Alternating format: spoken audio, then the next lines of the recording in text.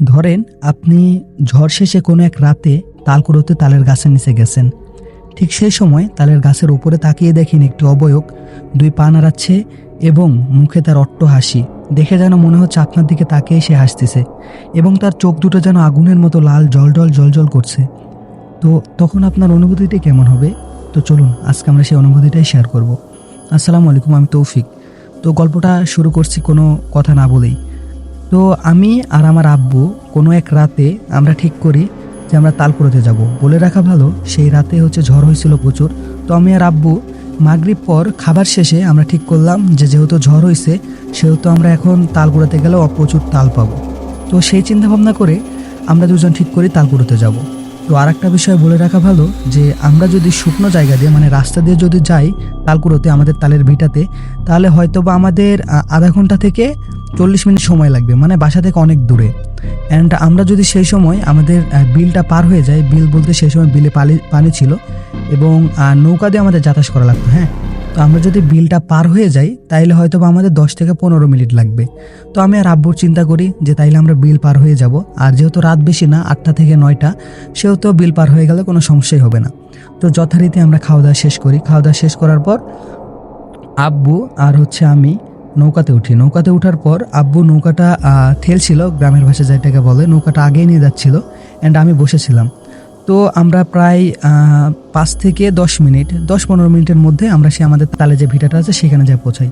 তো সেইখানে যাওয়ার পর মানে ভিটাতে নামবো, এইখান থেকে প্রায় আপনার 20 হাত থেকে 30 হাত হবে, এত দূর জায়গা। যখন আমরা এদিকে ছিলাম মানে নৌকাটা আর 20 হাত গেলে আমরা পাড়ের নৌকাটা ভিড়িয়ে নামতে পারবো এমন দূরে। তো তখনই আমার আব্বু আমারে বলে যে আজকে আর তাল কুড়াতে হবে না, আজকে আমরা বাসায় যাব, তাহলে অন্য কোনো একদিন কুড়াবো বা অন্য ঝড়ের দিনে কুড়াবো। আমি তো অবাক, আব্বু হঠাৎ এই কথা বলতেছে যে আজকে তাল কুড়াবো না। আমি গাছের নিচে তাকিয়ে দেখি প্রচুর তাল পড়ে আছে, অনেক তাল, প্রায় আপনার 20 থেকে 25টা হবে। বলে রাখা ভালো সেখানে 2-3টা গাছ ছিল, যার কারণে অনেক তালই পড়ছিল। অ্যান্ড ওই জায়গাটা একটু নির্জন জায়গা। আর একটু আমি জায়গা যদি বর্ণনা দিই, তাহলে জায়গাটার পাশে কবরস্থান এবং ওইখানে যে আমাদের ওই তালের যে বাগানটা ওইটা। তো ওইখানে কেউ তাল কুড়াতে যায় না রাতে, যেহেতু পাশে কবরস্থান আছে এই জন্যে। তো গল্পে ফিরে আসি। আব্বু আমারে বলে যে আজকে আর খেয়ে দিয়ে কাজ নাই, আজকে আমরা আর যাবো না, আজকে আর আমরা যে তাল কুড়াতে যাবো না, আজকে চল আমরা চলে যাই। তো আমি তো যথারীতি আব্বুকে বলতেছি কেন, দেখো কত তাল পড়ে আছে, তালগুড়া নিয়ে না হলেও অল্প কিছু তাল নিয়ে যাই, নাহলে আম্মু কি বলবে। আম্মুরা যে বলে আসলাম আমরা যে তাল নিয়ে তাল কুড়াতে যাচ্ছি, তখন আম্মুকে আমরা কি জবাব দেবো? তো আব্বু বলিচ্ছে যে তুই আমার থেকে বেশি বুঝিস। আমাকে ঠিক এইভাবে রাগী গলায় বলতেছে যে তুই কি আমার থেকে বেশি বুঝিস, আমি যেটা বলতেছি তুই সেটা কর, তুই শুধু নৌকাতে বসে থাক। আমার একটু মন খারাপ হলো। আমি আব্বুরে বললাম যে তুমি যা ইচ্ছা করো। পরে আব্বু নৌকা ওইখানে না ভেড়ে আমরা আবার ব্যাক চলে আসতেছি এমন একটা মুহূর্ত যে আমরা আবার বাসাতে ব্যাক চলে আসতেছি। তো ব্যাকে আসার পথে কি হলো, মাঝ বিলের মধ্যস্থানে নৌকাটি হঠাৎ করে আটকে গেল। আর বলে রাখা ভালো যে বিলের পানি অনেকই ছিল, যার কারণে নৌকাটা আটকে যাওয়ার কোনো কথা না। তো আব্বু বললো যে কি ব্যাপার, এখানে তো নৌকা আটকে যাওয়ার কথা না, তো এমন হচ্ছে কেন? আব্বু অনেক জোরে নৌকাটা টানার চেষ্টা করলো, কিন্তু নৌকা ওইখান থেকে এক বিন্দু পরিমাণ নড়লো না। তো আমিও ভয় পেয়ে গেলাম, আব্বুও ভয় পেয়ে গেল, কিরে নৌকা তো লড়ে না। তো আব্বু বললো কি যে মুখে যত দোয়া দরুদ আসে সব কিছু তুই পর, আমিও পড়তেছি। দেন দুজন মিলে আমরা দরুদ শরীফ আদায় করলাম, আয়তাল কুস্তি পড়লাম। তো সাথে সাথে নৌকাটি আবার যথারীতি চলতে শুরু করলো। তো নৌকাটা চলে আসার পর আব্বু যখন নৌকা থেকে নামা বললো আয় বাসায়। তো আমার তো মন খারাপ যে আমরা তাল কুড়াইতে পারি নাই, আবার নৌকাতেই ভয়ানক একটু কাণ্ড। তো আমি যথারীতি বাসাতে যাইনি, আব্বু বাসাতে চলে গেল, আমি বাসাতে গেলাম না।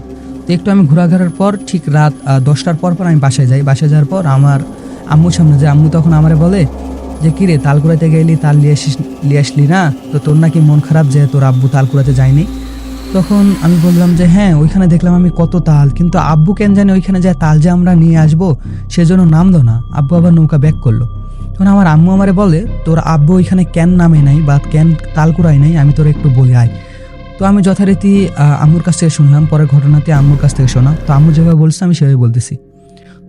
তো আম্মু বললো যে তোমরা যখন পারে নামবা ওইখান থেকে যে 20 হাত দূরে ছিলা, তখন তুমি লক্ষ্য করতেছিলে তালের গাছের নিচে যে কত তাল পড়ে আছে, আর তোমার আব্বু লক্ষ্য করছিল তালের গাছের ওপরে কি আছে। তো তোমার আব্বু যখন তালের গাছের ওপরে যখন তাকায়, বুঝছো, তখন দেখে যে একটি অবয়ব 2 পা নাড়াচ্ছে, মুখে তার অট্ট হাসি, চোখে যেন একবারে আগুন জ্বলতেছে, এমন একটা ভয়ানক দৃশ্য। এবং তার অর্ধ হাসির মাঝখানে মুখ দিয়ে লালা পড়তেছে। আর ওই অবয়বটি হবে প্রায় 10 ফুট থেকে 15 ফুট। তো এইটা দেখার পর তোমার আব্বু অনেক ভয় পেয়ে যায়। যেহেতু তুমি তোমার আব্বুর সাথে আসো, সেহেতু তোমার আব্বু ভয় না পেয়ে তোমাকে ঠান্ডা মাথায় কথাগুলো বলে, বুঝছো। আর ওইখানে যদি তালকুড়াতে যাইতে ওই অবয়বটা কি করতো না করতো সেটার কোনো ঠিক নেই। তো আমি তো শোনার পর অবাক যে এত বড় একটা কাহিনী হয়ে গেছে, আব্বু আমারে বলতো না। আর ভয়ানক কাহিনী, তো কি হয়েছে এটা বাবা।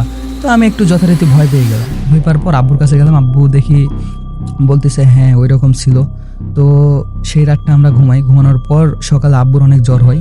তো আমরা ডাক্তারের কাছে নিয়ে যাওয়ার পর 2-3 দিন পর জ্বরটা ভালো হয়। তো এই ছিল আমার ঘটনা হয়তো বা খুব একটা ভয়ের মতন করে উপস্থাপনা করতে পারি নাই, কিন্তু এই ঘটনাটা একবারে রিয়েলি সত্যি ঘটনা আমার আব্বুর সাথে ঘটে যাওয়া। তো এরকম আরও অনেক ঘটনা আছে যেগুলো আমি শেয়ার করতে চাই, বাট আজকে ছোট একটা ঘটনার মাধ্যমে শেয়ার করলাম। তো সবাই ভালো থাকেন, সুস্থ থাকেন। আর আমাদের ঘটনা পাঠাইতে অবশ্যই আমাদের ইমেল করবেন। আমাদের ইমেল ডিসক্রিপশন বক্সে লেখা আছে, আপনারা চাইলে আমাদের ঘটনা পাঠাতে পারেন।